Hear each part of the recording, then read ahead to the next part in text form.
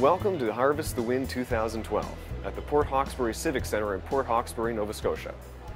The Civic Centre is filled with people, products, and ideas all related to wind energy. Let's take a look around. Harvest the Wind is an excellent opportunity for industry leaders in the renewable energy sector to showcase their products and services. The wind energy sector is one of the fastest growing industries in North America, thanks to advancements in generator and grid technology. I think we're seeing a real growth in the wind energy section, especially lately with the ComFit program that started up in August. People are taking advantage of that, and that's great to see, and that's what we're here today to do. We're trying to bring all that information that people need. We're trying to bring it under one roof for them, so they'll have everything they need to know about investing in wind energy. In Nova Scotia, wind energy development has experienced some major growth trends thanks to the community feed-in tariff introduced last year. In terms of cost efficiency and impacts to ratepayers, the wind farms play a real big role in our transmission system and even some of our larger ComFit projects in terms of overall viability and making a real impact in our energy consumption. But I also think that these smaller projects are really fundamental in bringing the benefits of wind energy and their financial benefits as well to the local community. Well, we've experienced a lot of growth over the last number of years, particularly with the increased awareness of the renewable energy sector and also more enabling policies such as the Community Feed-in Tariff program, which is offering a better rate for small and large wind energy producers. So all these things combined with the economic opportunities that are coming out of the wind energy sector is putting us in a good position. So we're looking forward to where that's going. As energy costs continue to rise, the business case for projects improve and new opportunities for clean technologies and renewables emerge in our region. Nova Scotia has about 280 megawatts of wind energy capacity, representing about 14% of the province's electricity requirements at our winter peaks, the highest capacity to peak load ratio in Canada. In fall of 2010, our government passed new regulations for a law which requires utilities to supply 25% of electricity from renewable sources by 2015. On top of this law, the government has a target of 40% of renewable energy by 2020. That will mean less reliance on fossil fuels, more energy sustainability, and a greener Nova Scotia.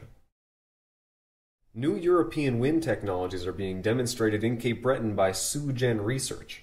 Thanks to higher wind yields provided by Les Sweat, a Highlands wind regime, the local wind sector is experiencing new opportunities for research and development.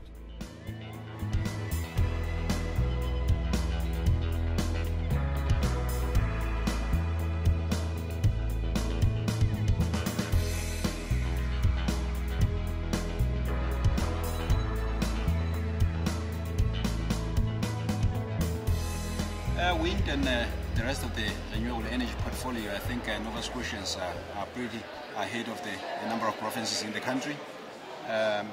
Especially now with the involvement of the communities, I find that the community-led projects are the most successful because once the community glues themselves together and they believe in one thing, they make sure it happens at whatever cost necessary. So a lot of those, especially with the ComFit now, I think that they're going to see a lot of communities moving ahead with removing themselves from a heavy dependence on the fossil fuels and taking the destiny of their energy into their own hands.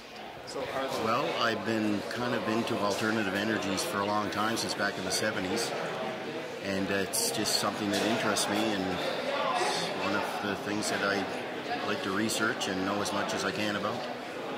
Well, as far as Canada goes, I would say probably Nova Scotia and BC are probably the two provinces that are serious about it. It's a bad situation overall. First of all, I don't like the fact that it's in the hands of one entity. It's not publicly controlled, so obviously it's not in the best interests of the residents of Nova Scotia.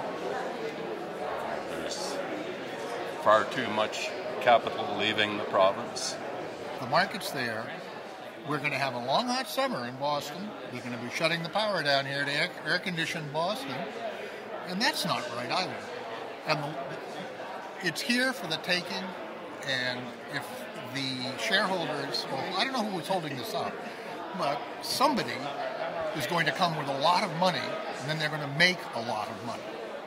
But we have to do it right so they don't wreck the place.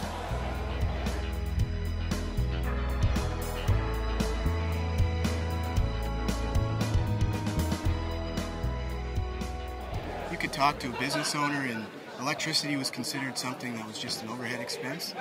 Now today, they know what the greenhouse gas related to that energy use is. They know what the incentive and rebate programs are and the reduction potential. So with that in mind, they're the ones who are approaching people and asking for help and getting projects done. And in a lot of cases, they're more knowledgeable than the experts.